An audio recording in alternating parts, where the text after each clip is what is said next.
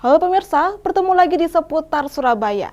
Rosan Ruslani, Menteri Investasi dan Kepala BKPM, mengatakan sudah ada 4 investor asing masuk ke IKN. Negara yang dimaksud oleh Rosan Ruslani adalah Singapura, Rusia, Australia, dan Cina. Rosan Ruslani mengatakan sejumlah kerjasama dengan pemodal asing seperti pembangunan sekolah, hotel, pusat perbelanjaan, hingga solar panel.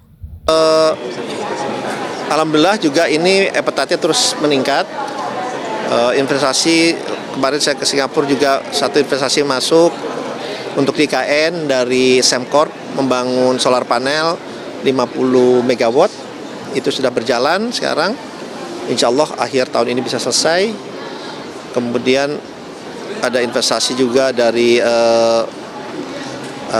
Australia, bangun sekolah di IKN, dari China, bangun mall, bangun hotel, dan juga bangun dan dari Rusia juga ada bangun hotel, bangun apartemen juga ada, dan masih ada. Itu saya bicara dari luar ya, kalau yang dari dalam tuh ada juga lebih banyak malah. Jadi kita juga lagi menseleksi, kita juga ingin memastikan investasi yang masuk ke mana, ke IKN itu adalah investasi yang baik ya, yang berkualitas. Itu kita juga ingin pastikan seperti itu. Update Foxconn dong Pak, gimana Pak? Foxconn, gimana kabarnya Pak soal investasi Foxconn ke Indonesia? Ya pokoknya semua investasi kan kita lihat mana yang masih outstanding, tertunda, atau yang lain-lain ya, itu kita coba untuk selesaikan ya. Bukan hanya Foxconn, tapi juga yang LG dan yang lain-lain dalam sebulan ini coba kita selesaikan, sehingga pada minggu depan sudah bisa, target kami sudah bisa selesai lah yang outstanding, karena investasi juga sangat-sangat besar kan. Itu Foxconn minggu depan udah selesai? Bukan Foxconn, sorry. Kalau yang lain-lain, tapi kalau Foxconn tentunya masih berjalan semua. Halmahera Timur bukan Pak? Kenapa? Yang di Halmahera Timur bukan? Yang pabrik baterai terintegrasi itu ya? Oh iya, ya itu ada. Soalnya ada beberapa nih. Jadi ada yang dari China, ada yang dari Korea yang kita beresin, dan masih ada yang lain-lain. Jadi cukup banyak lah. Jadi itu tentunya kalau itu sudah berjalan kan, realisasi investasi akan menjadi lebih meningkat ke depannya ya.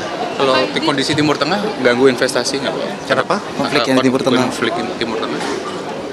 Ya, kalau kita kan mereka melihat kalau ya geopolitik ini pasti ada pengaruhnya lah ya, karena dari China, US, kemudian yang di Timur Tengah dan lain-lain. Tapi tidak semuanya itu berakibat menjadi negatif, tetapi justru contohnya misalnya dengan di Amerika dan China ini terjadi relokasi pabrik yang cukup besar dari China contohnya.